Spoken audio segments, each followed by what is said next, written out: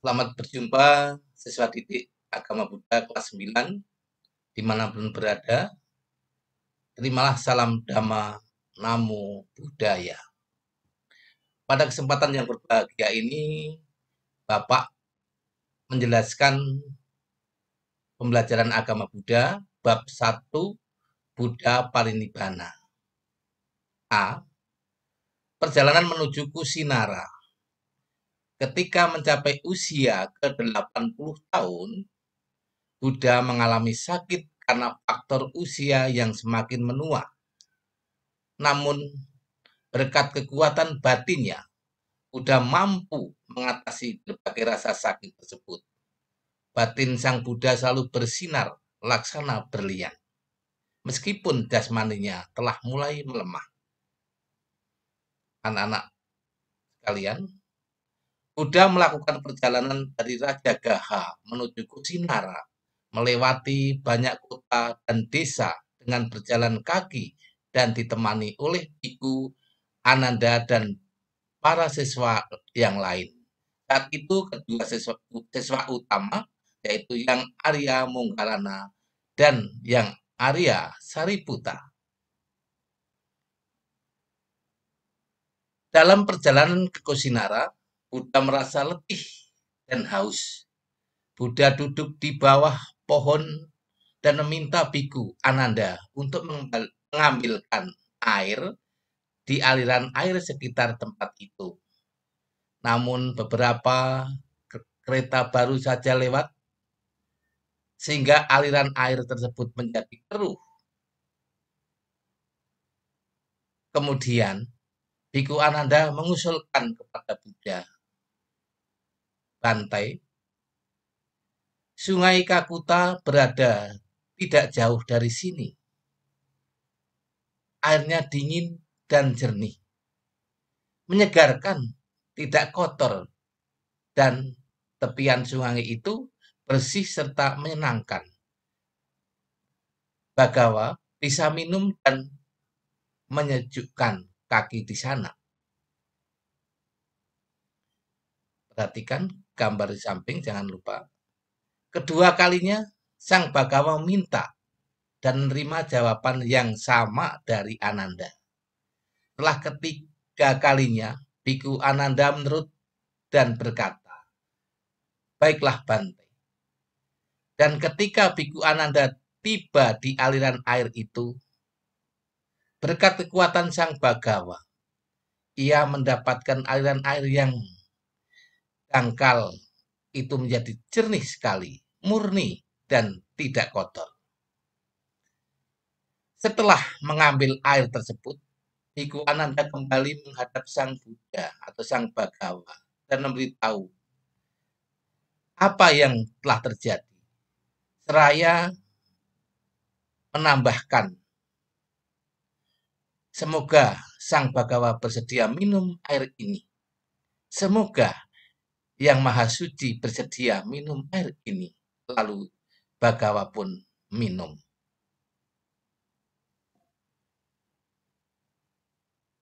Berikutnya, anak-anak sekalian, Buddha dan rombongan melanjutkan perjalanan. Lama perjalanan, pikiran Buddha tertuju pada kesejahteraan persaudaraan para biku. Banyak dari khotbah beliau yang berisikan nasihat-nasihat bagaimana para biku seharusnya berperilaku untuk memastikan bahwa persaudaraan para biku dapat berjalan terus setelah kemangkatannya. Buddha mengingatkan para siswanya untuk mempraktikkan Dhamma. Sepanjang perjalanan, Buddha mengulang-ulang khotbah tentang pahala-pahala dari mengikuti 3 faktor dari jalan mulia berunsur 8, yaitu 1. Moral, 2. Konsentrasi atau samadhi, dan 3. Kebijaksanaan atau panya, yang akan dapat menolong para siswanya bebas dari semua penderitaan. siswa didik kalian. Setelah tiba di Pawa, Buddha dan para siswanya berdiam di hutan Maga milik Junda, putra si pandai besi. Mendengarkan berita kedatangan Bagawa di hutan Maganya, Junda segera menghadap Bagawa dan memberi sembah hormat padanya. Bagawa memberikan dorongan dengan pemaparan Dhamma serta membahagiakan dalam latihan Dhamma. B. Makanan terakhir Buddha. Keesokan harinya, Junda mempersiapkan makanan yang mewah, termasuk masakan khusus yang disebut Sukaramadhawa. Sukaramadhawa adalah daging lunak dicampur dengan jamur. Sang Buddha menyarankan agar Junda menghidangkan makanan Sukaramadhawa hanya kepadanya atau kepada Buddha, bukan untuk yang lain. Selain Sang Buddha, tidak diizinkan memakan makanan Sukaramadhawa.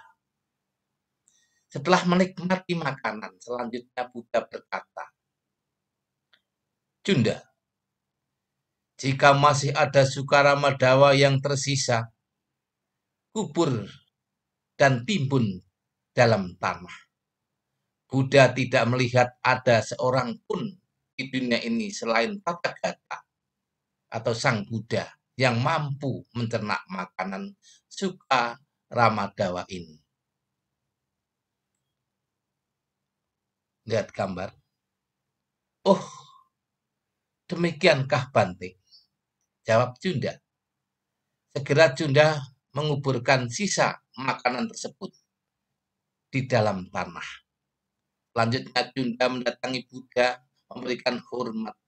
Dia duduk satu sisi lalu Buddha mengajarkan Dhamma kepadanya. Buddha juga memuji Junda atas hidangannya yang telah membuat beliau segar dan kuat kembali setelah perjalanan jauh. Namun segera setelah itu Buddha menderita sakit perut luar biasa seperti yang sebelumnya pernah menderita. Selanjutnya, sakit yang luar biasa ini menyerang Sang Buddha saat berada di desa Belua. Dengan kekuatan batinnya, Sang Buddha sanggup menahan rasa sakit tersebut. Meskipun umat lemah, Sang Buddha memutuskan untuk langsung meneruskan perjalanan ke Kusinara sejauh kurang lebih 6 mil lagi. Setelah perjuangan melawan sakit perut tersebut, Sang Buddha tiba di hutan pohon sala di pinggiran kota. Di tempat inilah, di sungai Kuta, Sang Buddha mandi untuk terakhir kalinya. Setelah istirahat sejenak, lalu beliau berkata, sekarang mungkin akan terjadi bahwa sebagian orang akan membuat Junda menjadi menyesal karena telah memberikan Tathagata hidangan yang membuatnya sakit. Biku Ananda, jika ini terjadi, engkau harus mengatakan kepada Junda bahwa engkau telah mendengarkan langsung dari Buddha bahwa perbuatan itu keberuntungan bagi dia. Katakan padanya bahwa ada 2 macam persembahan kepada Buddha yang mempunyai pahala yang sama, yaitu persembahan makanan saat menjelang nerangan sempurna dan persembahan makanan pada saat menjelang kemangkatannya. Ini adalah kelahiran terakhir dari Sang Buddha atau Sang Bagawa. Kemudian, Ananda, tolong siapkan tempat pembaringan untuk Tathagata dengan kepala mengarah ke utara di antara 2 pohon sala kembar. Tathagata lelah dan ingin berbaring. lihat sebelah kiri, posisi sang Tathagata. Pada saat itu juga, kedua pohon cala tersebut tiba-tiba dipenuhi oleh bunga-bunga yang bermekaran karena pengaruh dari para dewa. Meskipun saat itu bukan musimnya, para dewa menaburkan bunga-bunga kepada Buddha sebagai ungkapan rasa hormatnya kepada beliau. Selanjutnya, Buddha berkata kepada Ananda, "Ananda, kedua pohon cala besar ini menaburi Tathagata dengan bunga-bunganya seolah-olah mereka memberikan penghormatan kepada Tathagata. Tetapi ini bukanlah cara bagaimana Tathagata seharusnya dihormati dan dihargai.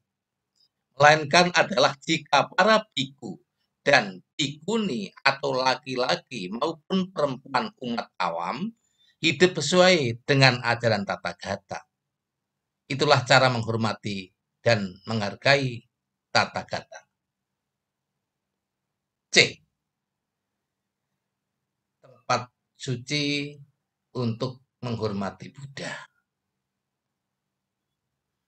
Buddha juga mengatakan bahwa terdapat 4 tempat untuk dikunjungi bagi pengikut setia Sang Buddha.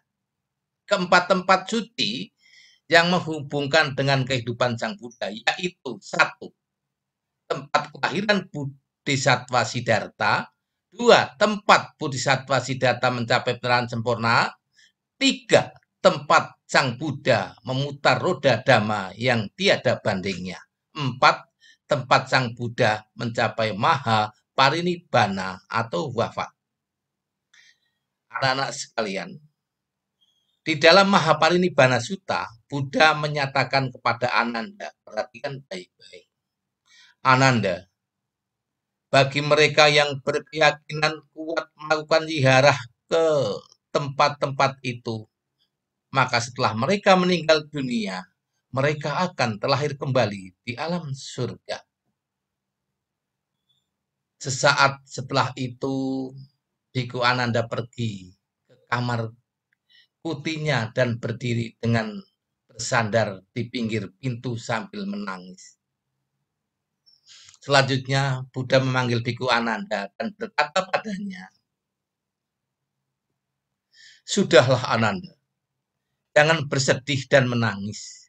Bukankah Tathagata telah berulang kali mengatakan kepadamu bahwa akan terjadi perpisahan dan meninggalkan semua yang disayangi dan dicintai? Bagaimana mungkin bahwa segala sesuatu yang telah dilahirkan, yang memiliki awal dapat melawan kematian? Hal semacam itu tidaklah mungkin. Ananda, engkau telah melayani Tathagata dengan tindakan yang penuh cinta kasih, selalu siap menolong dengan senang hati, dan bersahabat. Demikian pula dalam ucapan dan pikiranmu. Engkau telah membuat kebajikan, Ananda.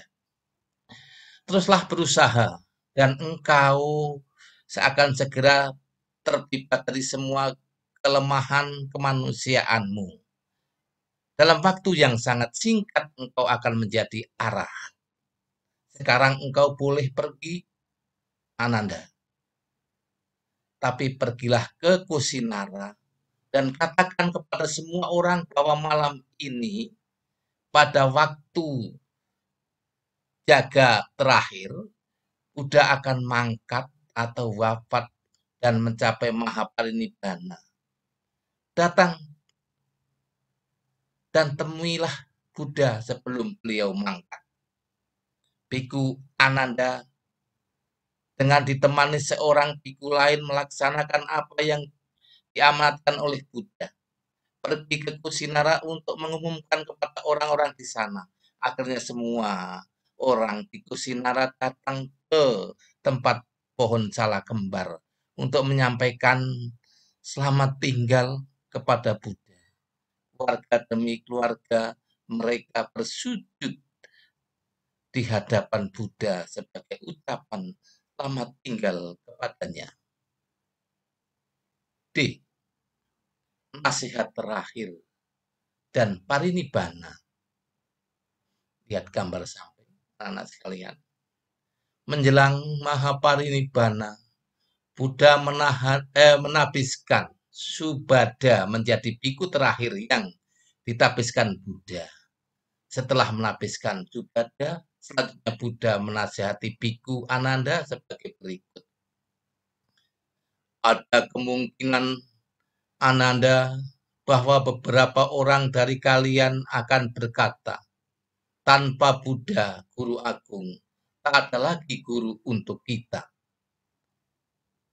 Tidak, Ananda, engkau tidak seharusnya berpikir seperti itu. Apa saja yang diajarkan di dalam Dhamma dan Vinaya dan dibabarkan oleh Tathagata akan menjadi guru kalian setelah Tathagata tiada. Kemudian Buddha berkata kepada para biku, jika ada di antara kalian yang mempunyai keraguan-keraguan terhadap Buddha, Dhamma, dan Sangha, tanyakanlah kepada Tathagata. Sekarang atau akan datang, engkau mungkin bisa menyesal karena tidak bertanya ketika Tathagata masih bersama kalian. Akan tetapi, mendengar kata-kata demikian, tidak seorang pun dari para biku yang akan bicara. Tidak ada seorang biku yang akan bicara. Tidak seorang pun yang memiliki pertanyaan. Semua diam. Kedua dan ketiga kalinya Buddha menyampaikan amanat tersebut kepada para biku, akan tetapi semua biku tersebut diam. Kemudian Buddha berkata, mungkin ini karena rasa hormat kepada guru, sehingga kalian tidak menanyakan sesuatu pun kepada Sang Tathagata. Biarlah selaku teman para siswa mengatakannya kepada teman lainnya.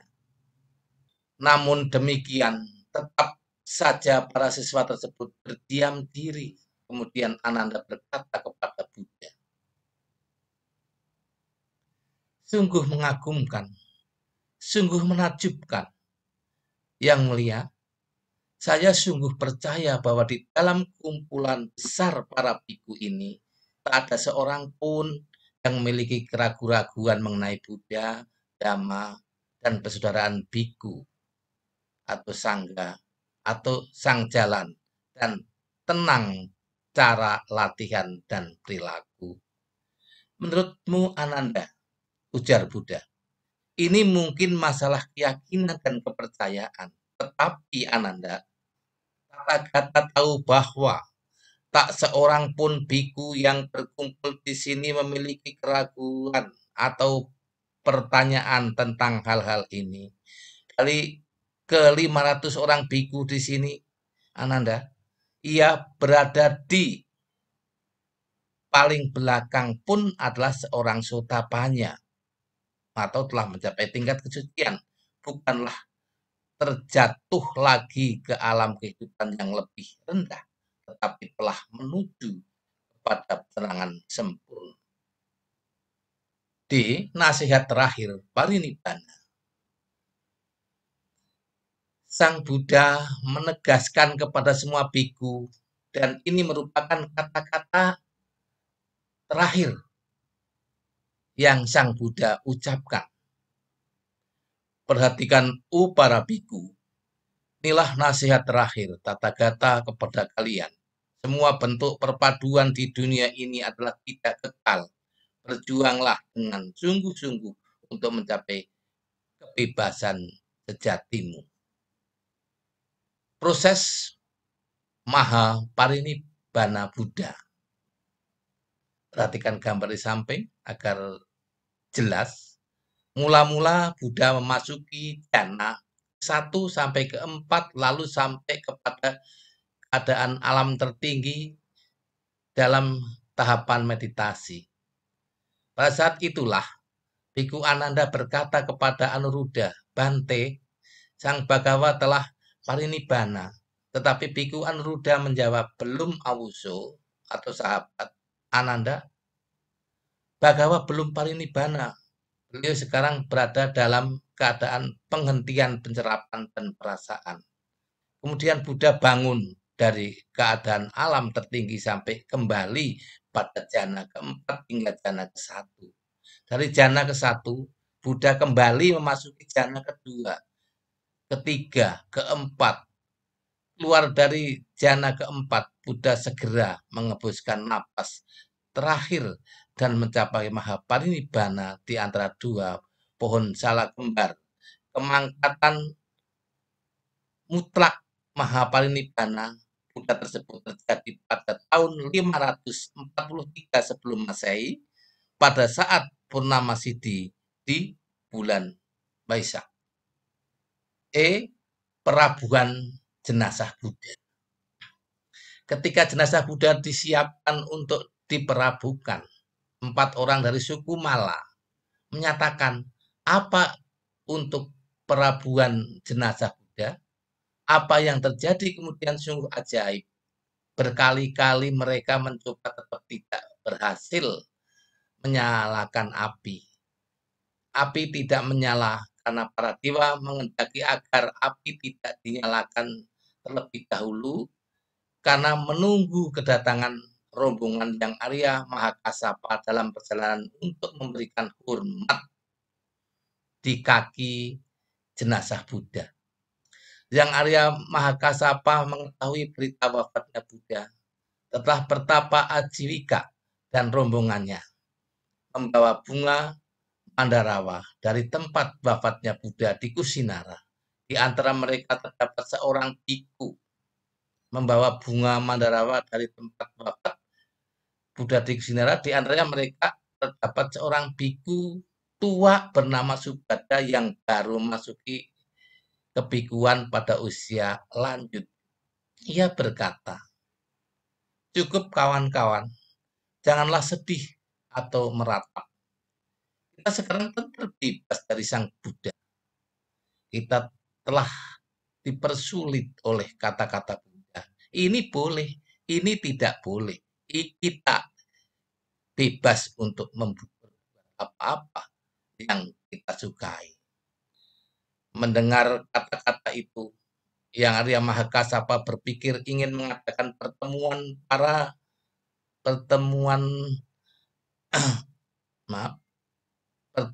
para arahat untuk melindungi dan menjaga kemurnian ajaran Buddha.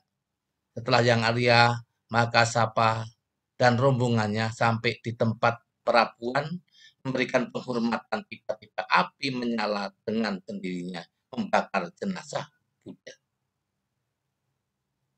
Ketika jenazah Bagawa habis terbakar, maka semua kulit, jaringan, daging, urat, dan cairan telah terbakar habis tanpa meninggalkan abu atau bagian-bagian apapun.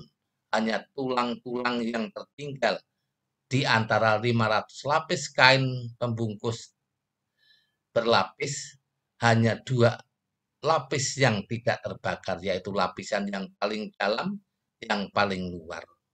Setelah jenazah Bagawa habis terbakar, hujan lalu turun dari langit dan memadamkan api perabuan. Sedangkan dari pohon cala juga keluar air. Orang-orang suku Mala dari Kusinara juga membawa air wangi. Dan dengan air ini mereka membantu memadamkan api perabuan dari Bagawa. Selanjutnya warga suku Mala dari Kusinara menempatkan relik-relik dari Bagawa di tempat atau di tengah-tengah ruangan sidang, dikelilingi dengan tombak, lalu dikelilingi lagi dengan pagar busur. Selanjutnya 3 hari mereka memberi hormat kepada relik-relik Bagawa dengan melakukan tari-tarian, nyanyi-nyanyian disertai musik serta penaburan bunga-bunga dan wangi-wangian. Perabuan jenazah Buddha. Perlu dilihat gambarnya.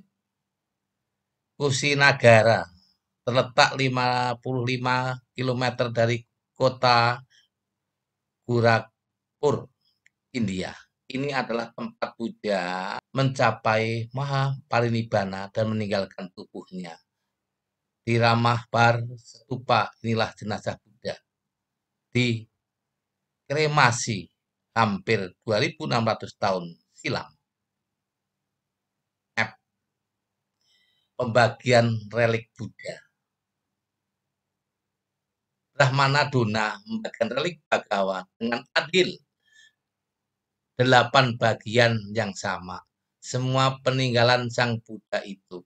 Setelah selesai membagi itu, ia berkata, sidang demikian. Biarlah tempayan ini, saudara-saudara, berikan kepadaku. Untuk tempayan ini akan kudirikan sebuah stupa. Dan sebagai penghormatan, aku akan mengadakan perayaan dan kebaktian. Tempayan itu lalu diberikan kepada Brahmana Dona. Suku Maurya dari Pipaliwana juga mengetahui bahwa Bhagawa telah wafat di Kusinara. Mereka juga mengirim suatu utusan pada kaum Mala dari Kusinara untuk mendapatkan relik Bhagawa. Tetapi karena relik sudah habis terbagi, maka mereka anjurkan mengambil abu-abu dari peninggalan Bhagawa. Akhirnya mereka pun mengambil abu-abu dari Bhagawa lalu dibawa pulang. Kemudian Raja Ajasattu mendirikan sebuah stupa besar untuk Bhagawa di Rajagaha. G. Menghormati relik Buddha. Menurut Mahaparinibbana Sutta, setelah Buddha wafat dan tubuhnya dikremasi, sisa-sisa peninggalan tubuh atau relik Buddha dibagikan secara adil oleh Brahmana Dona menjadi 8 bagian kepada ke-8 pihak yang memperebutkannya. Ke-8 pihak tersebut adalah 1. Raja Ajasattu dari Magadha. 2. Suku Licawi dari Wisali. 3. Suku Sakya dari Kapilawastu. 4. Suku Buli dari Alakapa. 5. Suku Kolia dari Ramagama. 6. Seorang Brahmana dari Vetadipa. 7. Suku Mala dari Pawa. Dan 8. Suku Mala dari Kusinagara. Selanjutnya, Raja Asoka memerintah untuk membuat 84.000 kotak dari emas, perak, permata, dan kristal sebagai tempat penyimpanan relik-relik. Ia juga menyediakan pasu dan lempengan prasasti dalam jumlah yang sama. Semua ia serahkan kepada para yaka untuk ditempatkan dalam stupa yang dibangun di 84.000 wihara di seluruh India. B. Menghormati relik Buddha. Anak-anak sekalian, itulah bentuk relik. Perhatikan dalam gambar. Dalam agama Buddha ada 3 jenis relik. Perhatikan itu. 1. Bagian-bagian tubuh Buddha dan para siswanya atau saririka dhatu. 2. Benda-benda yang digunakan oleh Buddha dan para siswanya, yaitu istilah lain pariboga dhatu. Misal jubah dan mangkok. Bone body juga termasuk relik jenis ini. 3. Objek puja seperti arca Buddha atau udisika dhatu. Buddha meminta agar reliknya disemayamkan di berbagai penjuru, kecuali 7 bagian berikut. 1. Tulang tengkorak Cetya Dusasa di alam Brahma. 2. 1 tulang bahu kiri yaitu disimpan di Cetya Dusaka di alam Brahma. 3. 1 tulang bahu kanan Cetya Culamani di Tawatimsa. 4. 1 taring atas kanan Cetya Culamani di Tawatimsa. 6. 1 taring bawah kanan di Sri Lanka. Dan 7. 1 taring bawah kiri di alam naga.